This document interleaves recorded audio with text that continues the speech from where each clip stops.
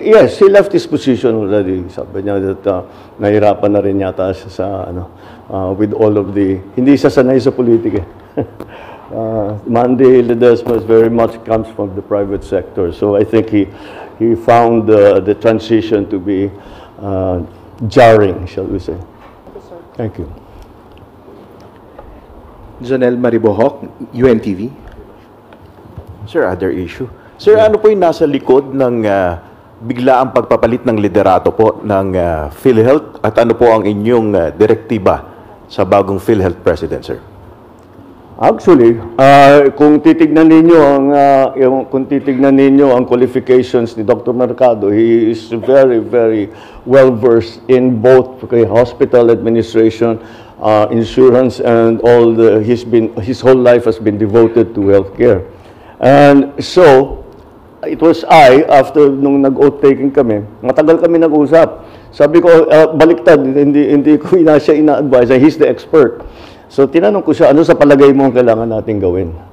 And we went, pareho kami, immediately napunta yung usapan sa digitalization. Kasi maganda naman ang serbisyo ng PhilHealth, ngunit yung pag-process ng ng claim, pag-apply, etc., hindi kinakamay pa rin. Kaya't napakabagal. And that's why that became a priority. But of course, beyond that, he has many other ideas on how to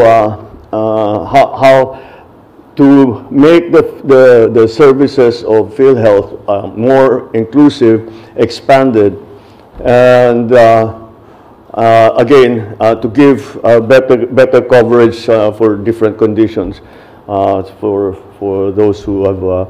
Those who will avail of the PhilHealth services and of their financial support.